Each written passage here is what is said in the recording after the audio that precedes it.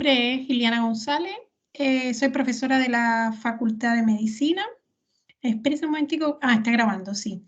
Soy profesora ahí de la Facultad de Medicina y bueno, les voy a impartir durante este curso toda la parte que corresponde a micología. O sea, vamos a hablar nosotros de los hongos. Ya ustedes conocen de primer semestre las bacterias, que son organismos procariontes, y ahora en este segundo semestre van a ver fundamentalmente los organismos eucariontes. Ahí van a ver los hongos y las levaduras, van a ver los parásitos, ¿ya? Y también van a ver el grupo de agentes infecciosos que no caen dentro de ninguna clasificación de reina ni nada, que son los virus y los priones, ¿ya? Yo creo que el profe Fernando les debe haber más o menos explicado. Entonces, vamos a comenzar la clase. Déjame, no sé cómo, disculpen un segundo que no encuentro dónde poder. Acá estamos ya. Entonces, yo voy a apagar la cámara para no tener ninguna interferencia de voz ni nada y vamos a ir dando la clase. En la primera hora voy a hacer un receso y después vamos a hacer la segunda parte. Yo creo que vamos a ocupar solamente 2 horas. Cualquier cosa me pueden interrumpir, me pueden preguntar, si voy muy rápido también me pueden ir diciendo y ahí nos vamos a ir acomodando. Yo le subí a la plataforma la clase, le subí algunos videos, ¿ya? Para que también puedan ver qué cosa es un hongo, cómo creció un hongo, puedan darse cuenta, sobre todo de la diferencia que tiene con las bacterias. Eso ya lo tienen en la plataforma. Y no sé si ustedes tienen el texto base, que es el Howes, yo sé, o el Murray en este caso, ¿ya? Si no lo tienen, yo también se lo puedo subir a la plataforma sin ningún problema, pero creo que lo usaron también durante el primer semestre. Por lo tanto, por eso pienso que lo tengan. Ya les digo, en cualquier momento me pueden interrumpir, no hay ningún problema con eso, ¿ya? Bueno, para comenzar, yo creo que lo primero es tratar de ubicar a los hongos dentro de los dominios que existen hoy en día para organizar lo que es el árbol filogenético de la vida, ¿ya? Entonces, ustedes vieron, como les dije en el primer semestre, estos dos dominios que están acá, el dominio bacteria y arquea. Las arqueas no las vieron, yo sé porque no tienen importancia dentro del área médica, pero sí vieron la bacteria. Todos estos dos dominios que están acá son microorganismos procariontes y después tenemos un tercer dominio que es el dominio eucaria, ¿ya? Acuérdense que hoy en día se dividen en 3 dominios, ¿ya? Y 6 reinos, así se divide hoy en día este árbol filogenético. Y en ese reino, en este dominio eucaria, vamos a tener 4 reinos importantes. El reino protista, ¿ya? El reino fungi, fíjense que los hongos tienen un reino aparte, el reino planta y el reino animal, ¿ya? Entonces, lo que nos trae hoy en día en esta parte del curso es este reino que está aquí, que es el reino fungi. Ya hoy en día no se usa el reino morena, esto quedó obsoleto totalmente. Después, más adelante, van a ver los parásitos, ¿ya? Que entran dentro de este reino protista, sobre todo los protozoos, y después van a ver también otros parásitos que son los parásitos superiores, los macroparásitos que también entran en el reino animal. Bueno, recuerden que en el curso de microbiología lo que estamos viendo son los agentes microscópicos que producen daño al hombre. Con excepción, como ya les dije, de los macroparásitos que ustedes los van a ver en parasitología. Vimos que existen microorganismos celulares y microorganismos acelulares, ¿ya? O los que son llamados, como les dije, agentes infecciosos, porque estos últimos no se clasifican dentro de reinos y dominios. Y aquí fundamentalmente organismos acelulares tenemos los virus, que son parásitos intracelulares obligados, necesitan de una célula, ¿ya? Ellos como tal no son una célula. Tenemos los priones, que son proteínas con capacidad de regenerarse, y acuérdense que también teníamos a los viriones, que los viriones no tienen ninguna importancia en la medicina hasta ahora, ¿ya? Porque que después esto puede cambiar en cualquier momento, pero que son moléculas de ARN y que fundamentalmente infectan las plantas. Ahora, dentro de los organismos celulares, ya ustedes vieron los procariontes, ¿ya? Que lo vieron en el primer semestre, que ya estudiaron las bacterias, vieron cómo se dividen gran positiva y gran negativa, y vieron las características que tienen estas células procariontes. Ahora nosotros vamos a ver los microorganismos que entran dentro del grupo de las células eucariontes, y bueno, en lo que me toca, lo que respecta a esta parte del curso, vamos a ver fundamentalmente los hongos, ¿ya? Entonces los hongos, como ya ven, son organismos eucariontes, sus células es de tipo eucarionte, pertenecen al dominio Eucaria y pertenecen al reino Fungi. Y los hongos, si ustedes se fijan ahí, los hongos pueden ser hongos filamentosos o hongos levaduriformes. Entonces, dentro del grupo de los hongos vamos a tener dos clasificaciones. Los hongos filamentosos, que es ese tipo de hongo peludo que ustedes ven sobre los limones, el pan, creciendo en las paredes cuando hay humedad, etcétera, y van a tener las levaduras, que un ejemplo clásico de levadura son las cándidas, la levadura del pan, etcétera, que ustedes van a ver que son estructuras diferentes, ¿ya? Que la vamos a estudiar también en la clase. Y la diferencia está fundamentalmente dada en su talo, ¿ya? Bueno, los hongos levaduriformes son organismos que van a ser unicelulares, ovalados o redondos, van a ver que eso puede variar, y los hongos filamentosos son organismos pluricelulares, con células que van a ser alargadas, que van a ir formando hifas y que el conjunto de esas hifas se va a llamar micelio. Lo vamos a definir un poquito más adelante también, ¿ya? Bueno, nosotros estudiamos los hongos en el curso y vamos a ver los hongos que son patógenos para el hombre, pero no debemos mirar siempre a los hongos como patógenos. También producen muchos beneficios, tienen mucha importancia en la vida del ser humano. Como vemos acá, son importantes en la industria alimenticia, ¿ya? Por ejemplo, cuando tomamos un vaso de vino, un vaso de cerveza, ¿ya? Ahí detrás de esto está el trabajo de los hongos, ¿ya? Ellos producen ahí la fermentación y a través de esa fermentación alcohólica pueden brindarnos este tipo de bebida. Pero también participan en los procesos de elaboración del pan, participan en los procesos de la maduración de los quesos, por ejemplo, ¿ya? Además, también son fuentes de proteína, ¿ya? Vamos y compramos champiñones, que son fuentes ricas de proteína, y estos son hongos también, o los llamados hongos superiores o hongos de sombrero. También, si ustedes se fijan acá, participan en la industria farmacéutica. Por ejemplo, aquí la penicilina se obtiene a partir del metabolismo de Penicillium notatum, ya que es un hongo. También son capaces de producir distintos grupos de antibióticos, incluso que son antifúngicos, como van a ver ustedes también en el curso. También nos sirven como productores de vacunas, ¿ya? Porque muchas veces es necesario pasar estas vacunas por organismos heterólogos y se utilizan las levaduras porque son células eucariontes, por lo tanto también se utilizan en procesos biotecnológicos, ¿ya? Son también productores de fitohormonas, como las giberelinas, por ejemplo, que son producidas por hongo del género Fusarium y que son hormonas estimulantes de crecimiento vegetal y que se utilizan también hoy en día. Una de las funciones más importantes que tienen los hongos es la biodegradación.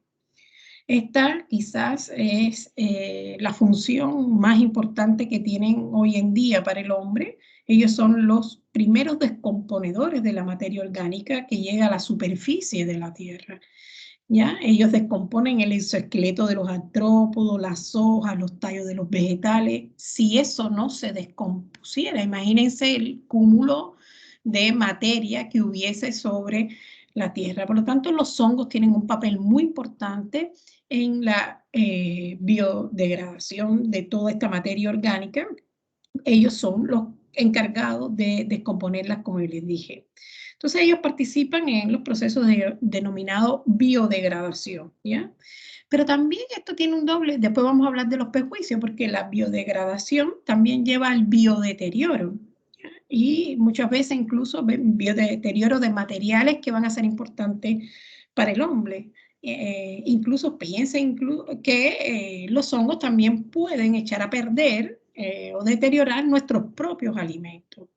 Y los hongos son capaces de crecer en cualquier lugar, de degradar cualquier sustrato, por lo tanto también muchas veces crecen sobre los libros, sobre los discos compactos, sobre los computadores, sobre las pinturas de las casas, las paredes, etcétera. Por lo tanto, también ese mismo proceso de biodegradación que es tan beneficioso, también puede tener un doble juego acá y ser perjudicial en algunos casos. Bueno, los hongos también se utilizan como agente para controlar plagas en los cultivos. Tienen mucha importancia también en la agroindustria, sobre todo en la ecología forestal, como les puse acá. Fundamentalmente, o sea, aquí el papel más importante se lo lleva a ese proceso de simbiosis que se produce entre hongos y la planta, que son las micorrizas, que son colonias de hongos que viven en las raíces de las plantas. Las plantas le otorgan beneficio a estos hongos y los hongos también le otorgan beneficio a esas plantas, por eso es una relación simbiótica. Y las micorrizas aquí juegan un papel muy importante en lo que es la agricultura.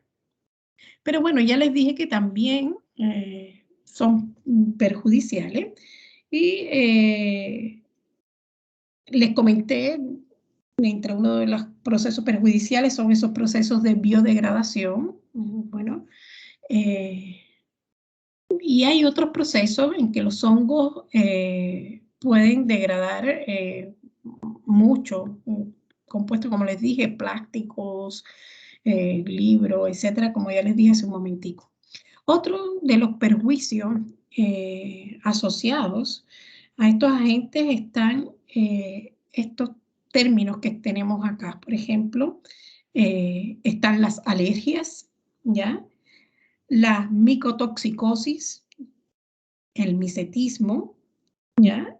Y las micosis como tal, que son la razón por la cual son estudiados estos microorganismos en los usos asociados a el área de la salud. Los hongos producen sustancias tóxicas. Esto generalmente sucede cuando los hongos invaden distintos sustratos, como aquí les puse los granos, que es donde más se ve este hecho. Aquí les puse un hongo invadiendo un grano de maíz, el trigo, aquí lo tienen ya. También acá los granos de centeno, diferentes granos de soya, etcétera, pero eso es un fenómeno que ocurre con bastante frecuencia. Los hongos son capaces de invadir estos granos y cuando crecen sobre esta superficie, sobre esos granos, esos hongos producen unas toxinas, ¿ya? Esto puede suceder, como les dije, en cualquier grano, centeno, avena, arroz, etcétera. En cualquiera de los granos se producen estas micotoxinas. Y bajo determinadas condiciones de humedad y temperatura, estos hongos se desarrollan sobre ese sustrato y producen estas sustancias que son tóxicas o las toxinas. Estas toxinas tienen la característica que son termoestables y aunque se elimine el hongo por calor, la toxina se mantiene sobre el alimento. Y por eso un trigo, por ejemplo, contaminado con estas micotoxinas, aunque cuando se elabora el pan con la harina que se produjo y está contaminada con esta toxina, ese pan puede producir daño en el hombre. Bueno, esto es hoy en día uno de los principales peligros de los hongos, la contaminación que se produce sobre los granos. Y acá lo que sucede es que se produce una intoxicación por el consumo de la toxina que está en el alimento. O sea, la ingesta de los metabolitos tóxicos del hongo, que es entonces lo que se va a denominar micotoxicosis, ¿ya? Otras veces puede ser que lo que se ingiera, lo que el hombre consume, es el macrohongo, como estos que les puse ahí, que son los llamados hongos de sombrero también. Y ese hongo es tóxico per se. Y entonces la ingesta de este hongo es lo que se conoce como micetismo. Fíjense que es distinto, ¿ya? Aquí estamos consumiendo la toxina que se produjo debido al crecimiento del hongo y aquí uno consume el hongo. Y esto generalmente está asociado a estos hongos que son los hongos superiores o que son los hongos que le llaman son hongos de sombrero, ¿ya? O los macrohongos también. Aquí hay un ejemplo clásico que es este hongo que está acá, que es la amanita, que este hongo tiene ese cuerpo rojo, es muy llamativo y muchas veces crece en los bosques y las personas que van a buscar hongo pueden pensar que pueden ser de consumo y sin embargo son hongos venenosos. Hay otros que se parecen mucho a los hongos clásicos y también las personas lo pueden consumir accidentalmente y producir efectos que son bastante tóxicos, hepatotóxicos, etc. Hay muchos de estos que son hongos alucinógenos y que también se consumen de manera, no sé si, bueno, recreativa, por cultos religiosos, socioculturales, etcétera, y pueden también causar varias reacciones. Hay otros que pueden causar relaciones gastrointestinales, hasta incluso muchos pueden llegar a la muerte. Hay varios hongos que producen micetismo, ¿ya? Lo importante aquí es tratar de conocer esto, no es objetivo del curso. Nosotros nos vamos a enfrentar un poquito más, a concentrar un poco más en el estudio de las micosis, que son ya las enfermedades que producen los hongos en el hombre.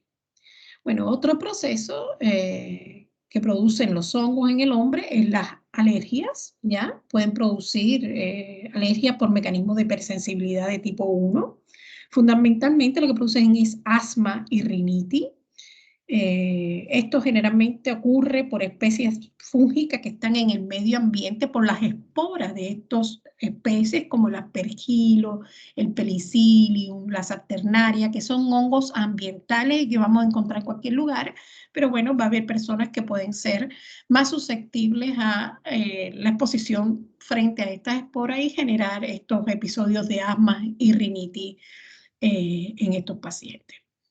Bueno, ¿cómo se producen estas alergias? Se producen de la misma manera, por el mismo mecanismo de hipersensibilidad que otros alergenos producen las alergias, como pudiera ser el polen, el polvo, etcétera, ¿ya? Aquí entonces lo que se produce por los esporos que están formando parte de la biota ambiental, ¿ya? Y que son esporos de hongo. Algo que finalmente nos va a ocupar durante el curso, como les dije, es la infección fúngica, o sea, el desarrollo del hongo sobre los tejidos del huésped.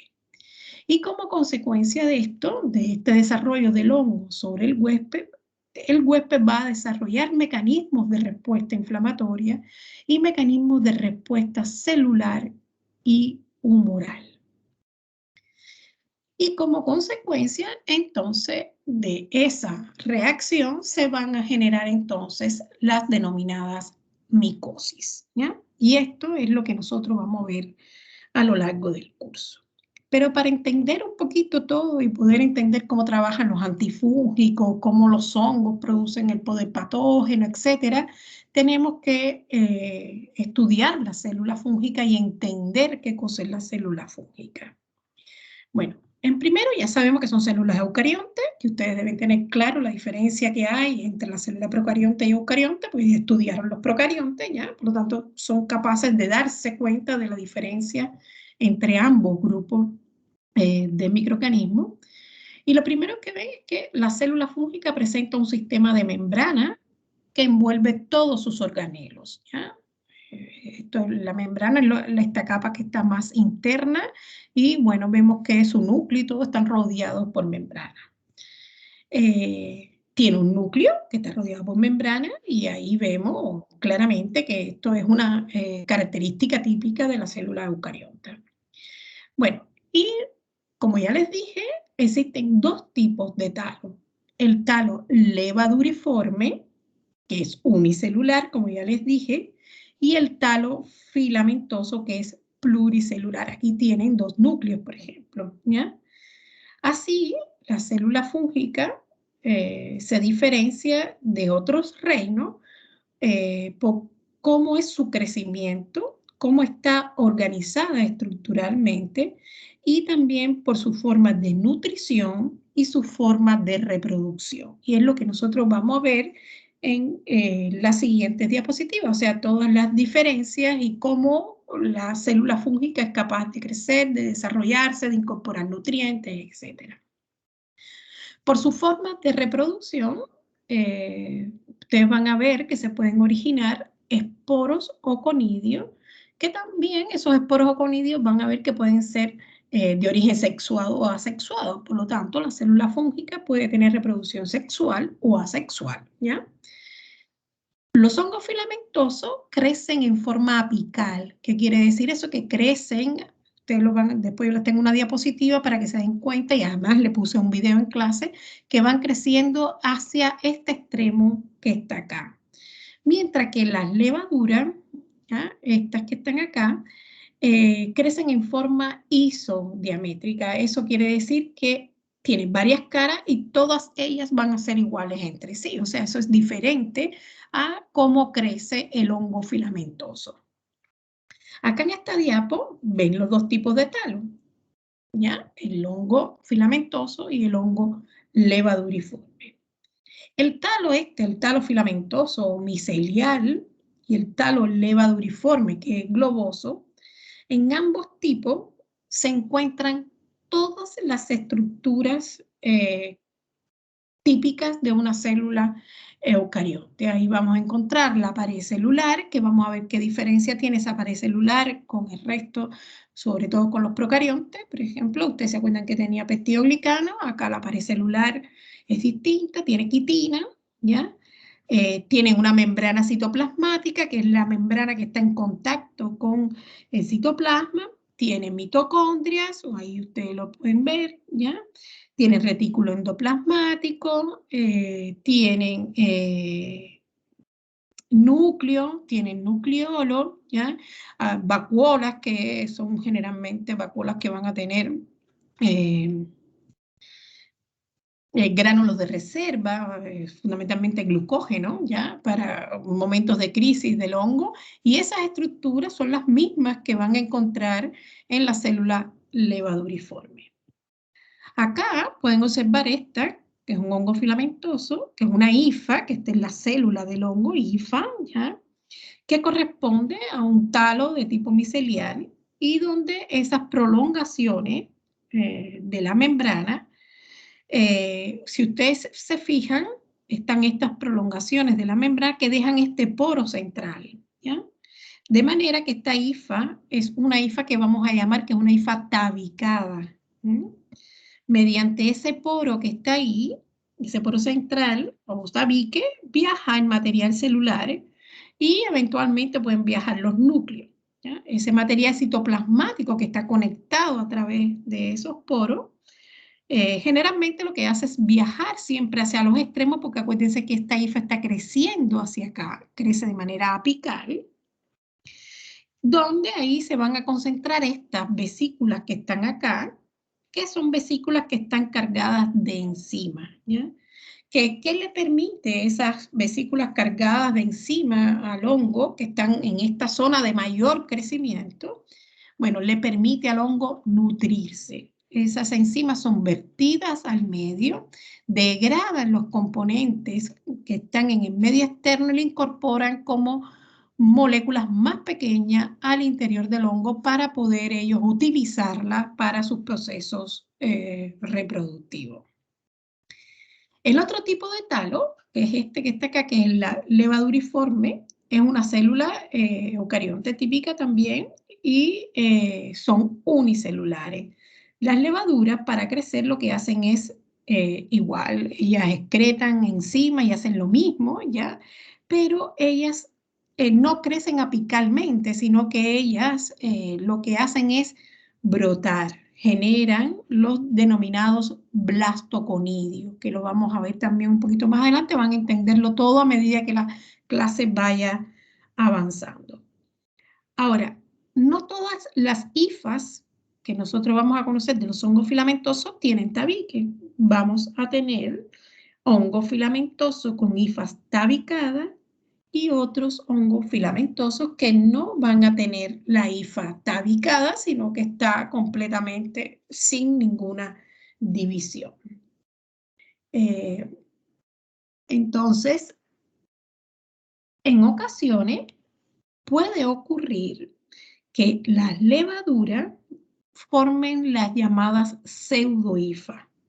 Y vamos a ver más adelante por qué forman pseudohifas las levaduras. Pero no son hifas verdaderas. Las hifas verdaderas las forman los hongos filamentosos.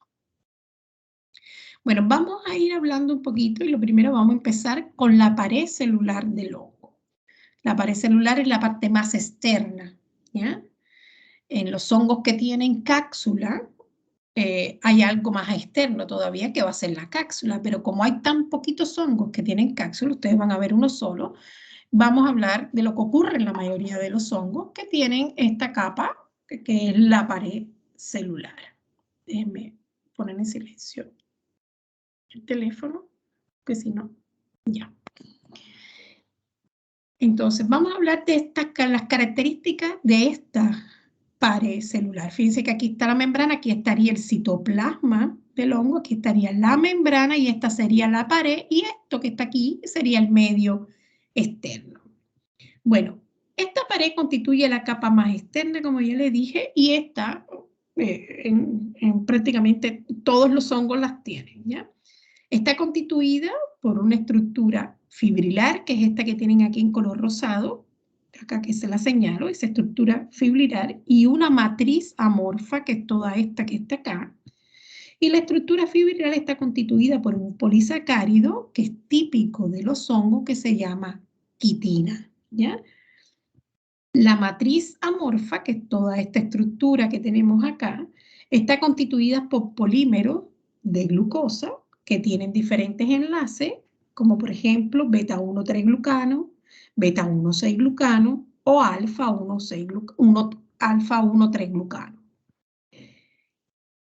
No es capricho mío estarle dando estos enlaces, porque ustedes dirán, qué detalle tan... Pero va a ser importante porque conocer el tipo de enlace que tienen estos glucanos va a ser importante a la hora del tratamiento.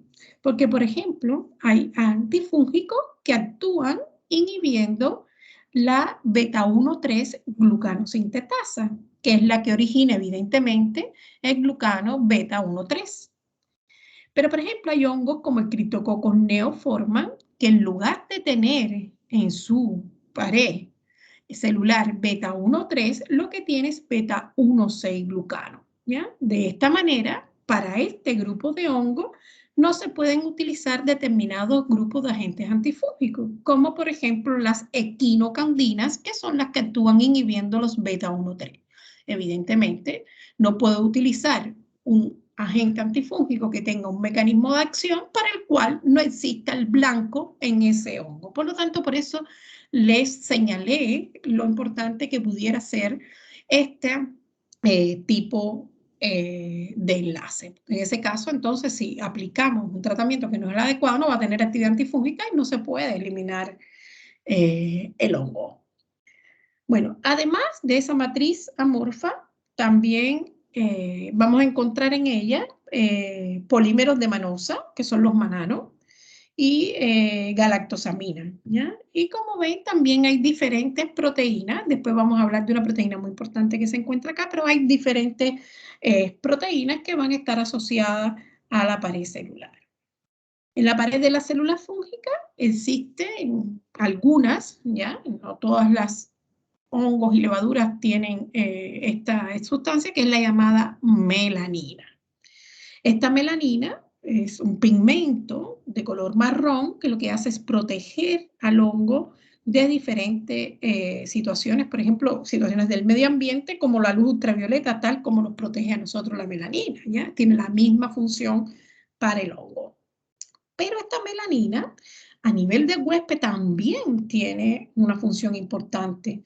Cuando el hongo está invadiendo su huésped, esta melanina también tiene un efecto protectivo sobre las células fúngicas, que evita que intermediarios reactivos del oxígeno y del nitrógeno actúen sobre la célula fúngica.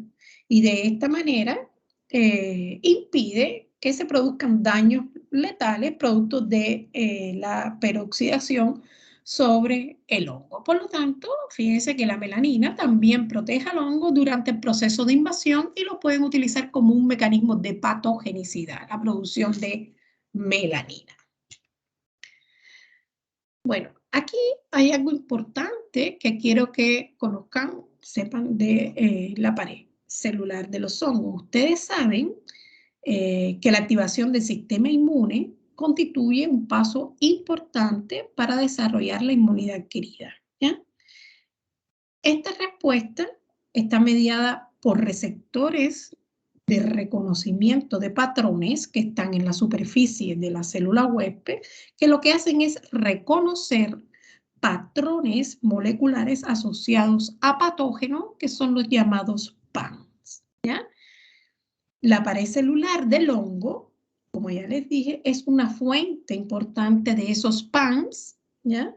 La cual promueven entonces una respuesta inmune que puede resultar en muchos casos incluso perjudicial para el hongo.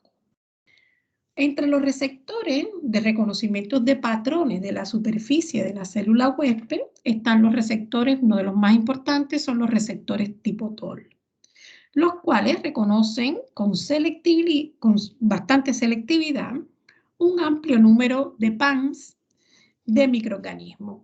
En el caso de las bacterias, por ejemplo, reconocen los lipospolisacáridos. En el caso de los hongos, reconocen los mananos, los glucanos. También reconocen ácidos nucleicos de diferentes microorganismos, pueden ser virus, hongos, parásitos, etc.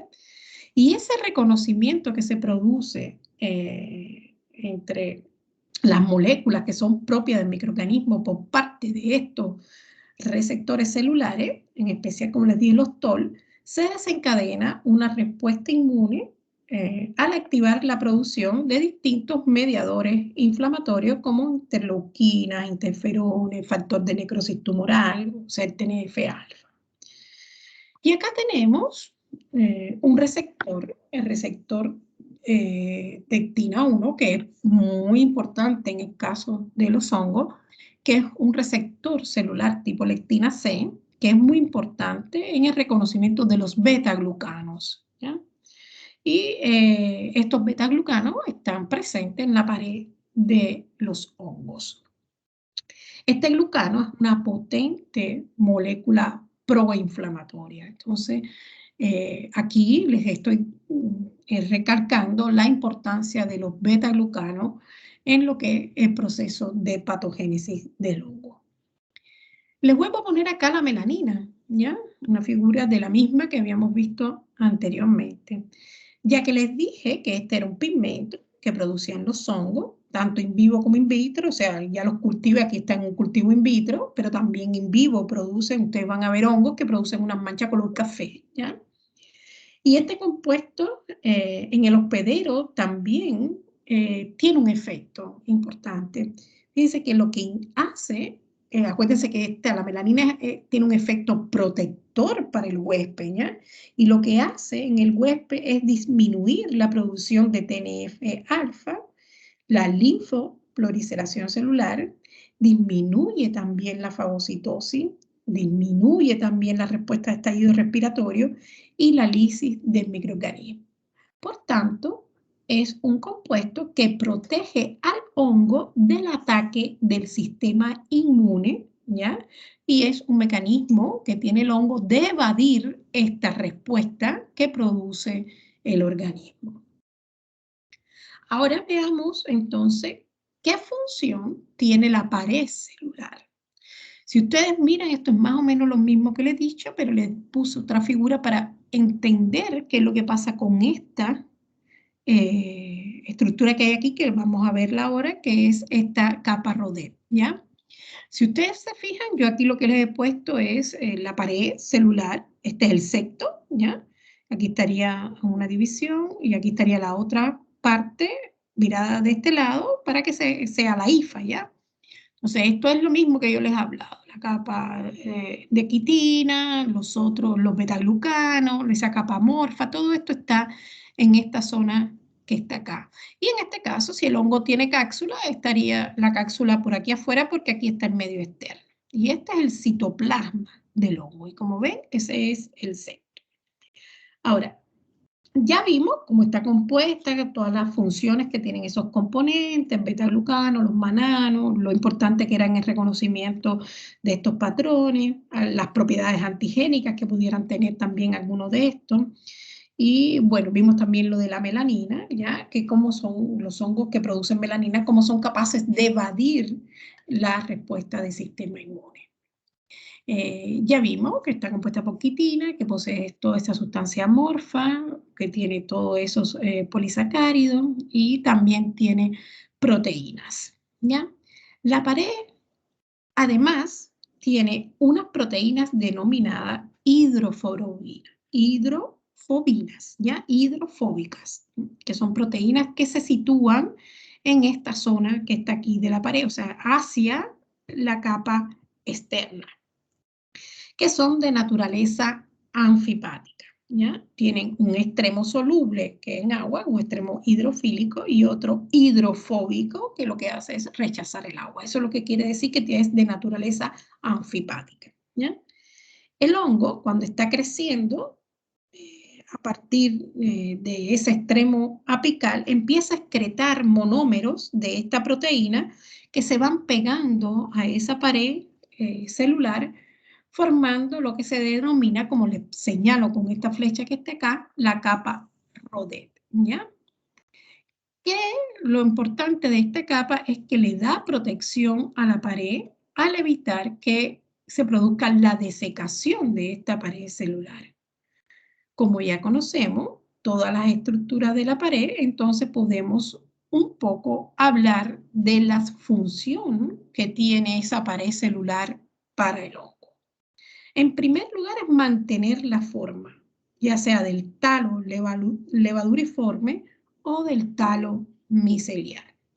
En segundo lugar, mantener, o sea, evitar el shock osmótico, ¿ya? Si ustedes, por ejemplo, si la célula fúngica no tuviera pared y se pone ese hongo en un medio hipotónico, lo que va a suceder es que entra el líquido del medio externo hacia la parte interna, hacia el citoplasma de ese hongo, y la célula evidentemente se va a romper. Por lo tanto, es muy importante la presencia de la pared celular en el hongo. Después, bueno, ahí está toda la dotación de enzimas importantes. Recuerden que se nutren por absorción y ellos se van a enfrentar a varios biopolímeros en el medio externo que no van a entrar a la célula con ese tamaño tan grande. Así que lo que hace la célula fúngica es degradarlo a través de enzimas que en unidades monoméricas más pequeñas que van a permitir que entren al hongo. Y eso se lo señalé hace un momentico en una diapositiva, creo que es esta diapositiva que está acá, que el hongo lo hace a través de la vesícula. En esa vesícula lleva las enzimas y esas enzimas las vierte al medio externo, ¿ya? Después hay otro importante, otra característica, otra función importante que tiene esta pared. Y ustedes conocen que, por ejemplo, la adherencia es el primer paso en un proceso de infección, cualquiera, en el caso de la infección fúngica es igual. Y bueno, es acá, en esta pared, donde están esas estructuras o esas moléculas que le permite al hongo adherirse a los tejidos, a los plásticos, a adherirse a un lugar donde ellos quieran perpetuarse. Después tenemos otra función importante. Hay compuestos de la pared que tienen propiedades antigénicas, ¿ya? Y por ejemplo, esto nos puede servir para el diagnóstico, por ejemplo, en huéspedes que son capaces de sintetizar anticuerpos frente a la presencia de un antígeno determinado, pudiéramos hacer un diagnóstico mediante la búsqueda de anticuerpos. O que usar un antígeno que esté en la pared, los glucanos, los mananos, etcétera, como marcadores de diagnóstico de una infección fúngica, hacer organismos, sustancias que vamos a encontrar solamente en este tipo de microorganismos. Y bueno, si ustedes recuerdan, también les dije que ahí vamos a encontrar los PANs y esos PAN también van a influir en lo que es la respuesta inmune frente a una infección por un hongo. Entonces aquí tenemos las funciones fundamentales de ese hongo Y les hablé, acuérdense que tienen varias proteínas, pero una de las más importantes, que ya las había señalado cuando les hablé acá, que son estas proteínas que están acá, que forman esa capa que protege al hongo.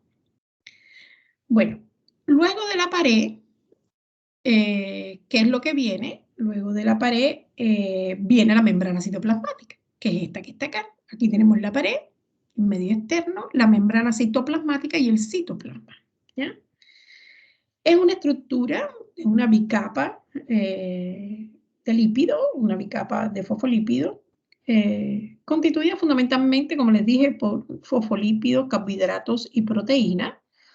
Y van a ser proteínas estructurales en algunos casos, que van a estar en esa membrana, esas proteínas pudieran ser estructurales, como por ejemplo, ¿qué proteína estructural pudiera estar ahí?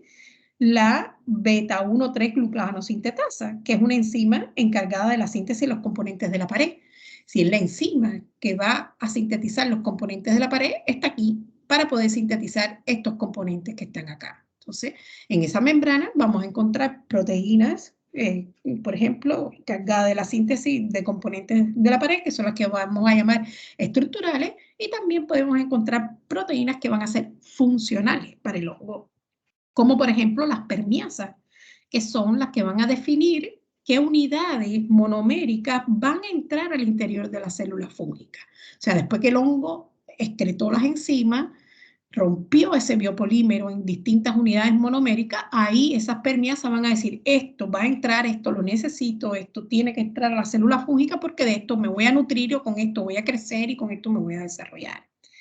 De ahí es que esta membrana tenga una permeabilidad selectiva y que va a estar dada por estos transportadores o estas permiasas que van a estar en esa membrana plasmática. Bueno, una cosa importante acá es que dentro de los lípidos, un lípido muy importante que se encuentra solamente en los hongos, que está en esa membrana citoplasmática, es el ergosterol, ¿ya? Entonces, cuando veamos después los agentes antifúngicos, vamos a ver la quitina, que es única de los hongos, como un blanco importante para la acción de los agentes antifúngicos, y acá tenemos otro blanco importante que va a ser el ergosterol, que es un compuesto que está en las membranas plasmáticas de los hongos. Bueno, este ergosterol está presente en la mayoría de los hongos. Hay solamente un hongo que no tiene ergosterol en su membrana, que es el Pneumocystis jirobenchi, que después yo le haré la historia porque era un hongo que se consideró parásito y después se traspasó hacia el reino de los fungos. En la membrana también vamos a encontrar algunas invaginaciones, ya que si ustedes me empiezan a mezclar un poquito con las cosas que ya le he ido diciendo, esas imaginaciones que se llaman mesosomas son el inicio de la formación de las hifas tabicadas, ¿ya? O lo que serían los septos que ya yo les hablé aquí, ¿ya? Esas imaginaciones de la membrana darían pie a la formación de estos septos. Bueno, las enzimas de la cadena respiratoria se encuentran en la membrana citoplasmática y eso es común también para los procariontes, que ustedes lo vieron, que también en la membrana se encuentran las enzimas de la cadena respiratoria. En el caso de los hongos, en la membrana también vamos a encontrar las enzimas que intervienen en la cadena respiratoria. Bueno, hablemos ahora de una estructura que ya ustedes las deben conocer de bacterias, ¿ya? Y deben haber visto varias bacterias que tenían cápsula, ¿ya? Y vieron cómo la cápsula le da propiedades antifagocíticas al microorganismo que la posee, ¿ya? Bueno, los hongos también tienen cápsula. Esta estructura la fabrican algunas levaduras, siendo la más importante y prácticamente la única que ustedes van a ver, la que produce la levadura Cryptococcus neoforma. ¿Ya? Esa estructura, esta cápsula, va a estar por fuera de la pared, siendo entonces los microorganismos que tienen esta cápsula la capa más externa o lo que va a estar más en contacto con el medio externo. Y si se ponen a pensar por qué es antifagocítica, bueno, simplemente imagínense que esta cápsula que está acá está escondiendo todos los PAN que les acabo de enseñar que están en la pared. Por lo tanto, lo que hace es que pasa inadvertida completamente para el sistema inmune. Por lo tanto, esa es la importancia que tiene la cápsula y no pueden ser reconocidas y por lo tanto no pueden ser fagocitadas, etcétera. Por eso tienen propiedades antifagocíticas. Esta cápsula se pone en evidencia en esta cepa de criptococo o en las cepas que la tienen a través de distintos métodos que ustedes ya vieron, pero uno de los más importantes que se usa en micología es la tinta china, ¿ya? Uno pone la muestra sobre tinta china, la tinta china no penetra, entonces se produce un contraste que deja ver fácilmente esa estructura capsular, ¿ya? Y pone en evidencia fácilmente la célula levaduriforme con su cápsula. Esta cápsula está compuesta por mucopolisacárido, igual que lo que vieron en bacterias, no hay nada distinto. Es un factor de virulencia con propiedades antifagocíticas, igual que lo que vieron en bacterias.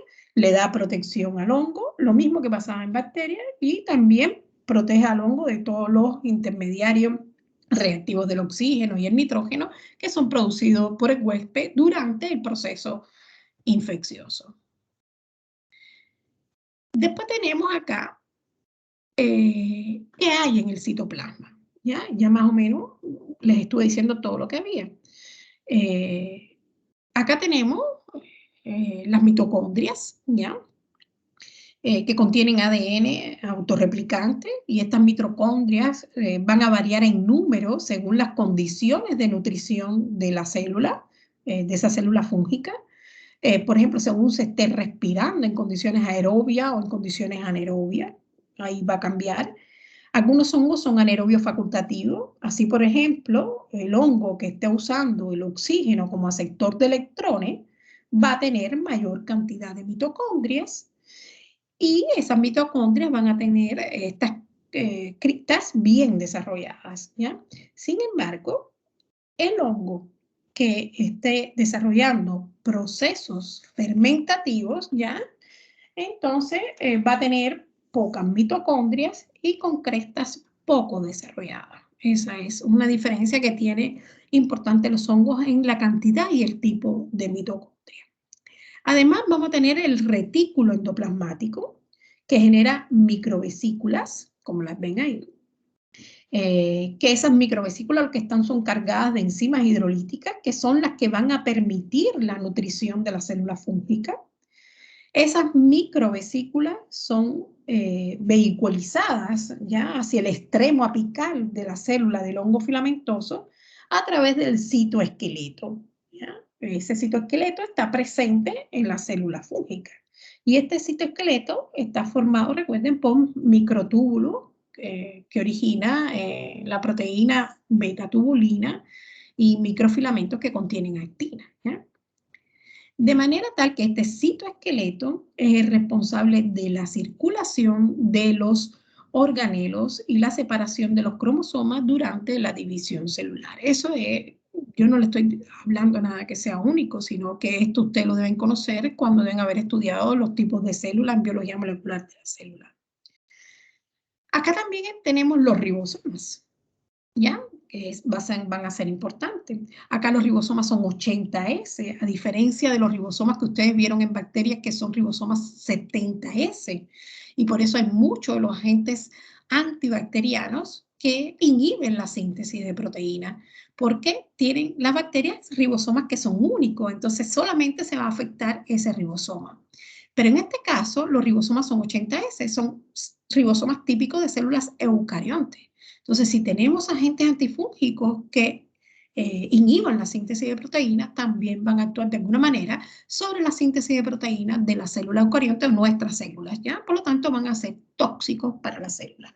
Entonces, esto es otro aspecto importante a tener en cuenta dentro de la estructura de los hongos. Además, tenemos las vacuolas que ya yo les dije, ¿ya? Que son lugares de almacenamiento y fundamentalmente lo que hacen es almacenar glucógeno ahí, ¿ya?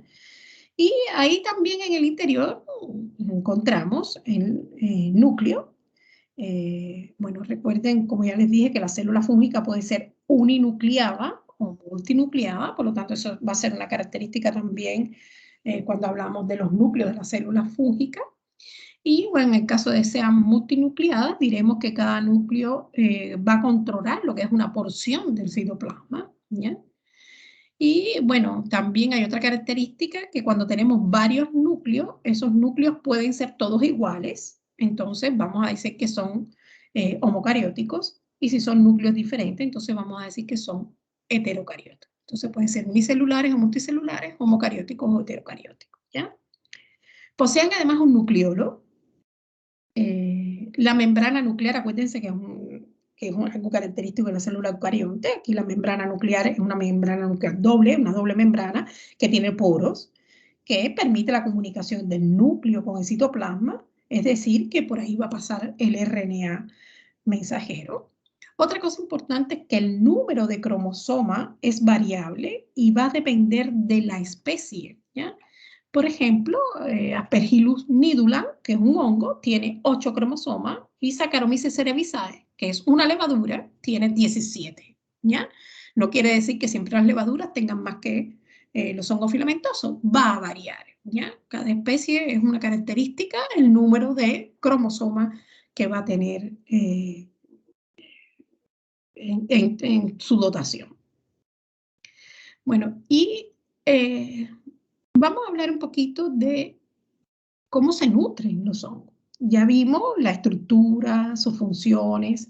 Ahora vamos a ver cómo se nutren estos hongos para poder desarrollarse, crecer y formar todas sus estructuras.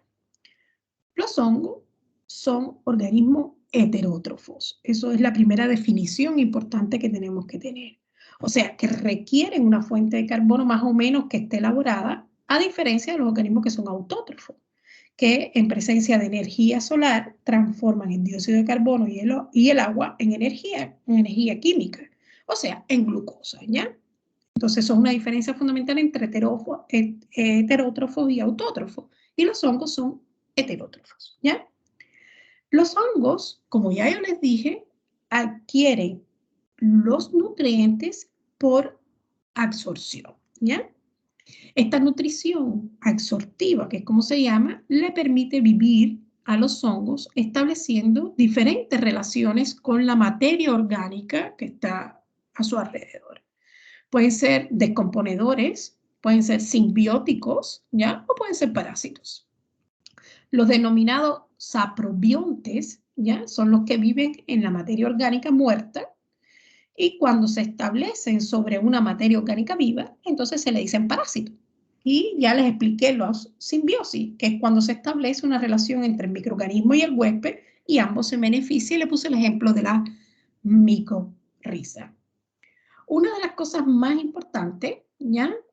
Es esta capacidad que tienen los hongos de secretar las enzimas, ¿ya? Esas enzimas que son las enzimas hidrolíticas y además distintos ácidos que lo que hacen es descomponer estas moléculas complejas o macromoléculas en moléculas más simples que pueden ser absorbidas, ¿ya?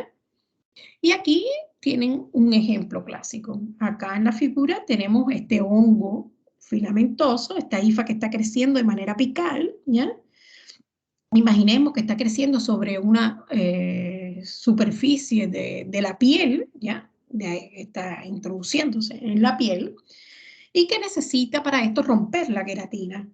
Entonces, este hongo, ¿qué es lo que hace? Empieza a producir queratinasas. Esas enzimas son producidas, como ya les dije, en el retículo endoplasmático rugoso, son vehiculizadas por el citoesqueleto hasta los extremos del crecimiento de la hifa, se excretan esta queratinasa, y bueno, ¿qué van a hacer esta enzima? Lo que va a hacer es degradar la queratina, que es un polímero insoluble grande, en unidades monoméricas más pequeñas, ¿ya?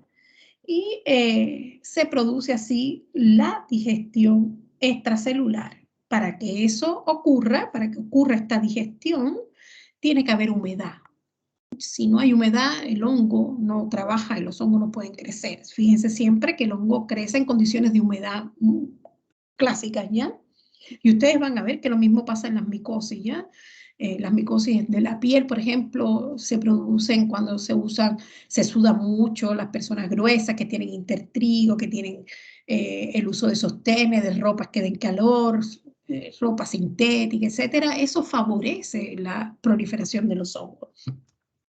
Bueno, luego estas unidades monoméricas van a entrar al interior de la célula y es a partir de esas unidades que el hongo sintetiza sus componentes para desarrollarse, crecer y diferenciarse, ¿ya? Lo mismo ocurre en una levadura, fíjense, ¿ya? Ya les dije que la humedad es necesaria para que ocurra esta digestión que está acá, de ese biopolímero, pero también va a ser necesaria para la entrada de esas subunidades dentro de la célula fúngica. Si ustedes se fijan acá, les hablé de lo importante que era que esas enzimas fueran a este extremo para irse abriendo camino, ¿ya? Aquí le puse un esquema, pero fíjense, esta es una foto real, ¿ya? Esto es un hongo invadiendo un tejido, ¿ya? Esta es la hifa y fíjense, se tiñeron las distintas enzimas y fíjense cómo en esa parte apical hay una excreción muy grande de enzimas que le permiten ir rompiendo todo este tejido que está acá para que ese hongo pueda seguir creciendo y pueda seguir introduciéndose en ese tejido, ¿ya? Esto es un esquema y aquí lo tienen lo que ocurre en la realidad. Bueno, viendo que son las 9:50, a pesar de que yo empecé un poquito más tarde, yo creo que deberíamos tomar un receso, más o menos estamos en la mitad de la clase, antes de hablar del metabolismo fúngico. No sé si hasta acá quieren hacerme alguna pregunta, porque ahora vamos a ir introduciéndonos un poquito más en otros temas, en otros aspectos. No sé si quieran hacerme alguna pregunta ahora antes de tomar el receso, son las 9:51, para tratar de seguir sobre las 10 de la mañana. ¿Tienen alguna consulta?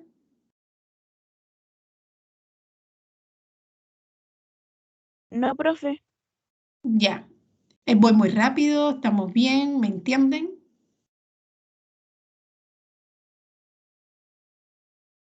Hasta el momento se le entiende y va bien. Ya. Entonces, bueno, voy a grabar, a parar la grabación de esta primera mitad y empezamos a las 10 de la mañana nuevamente, ¿ya? Bueno, nos vemos en un rato más.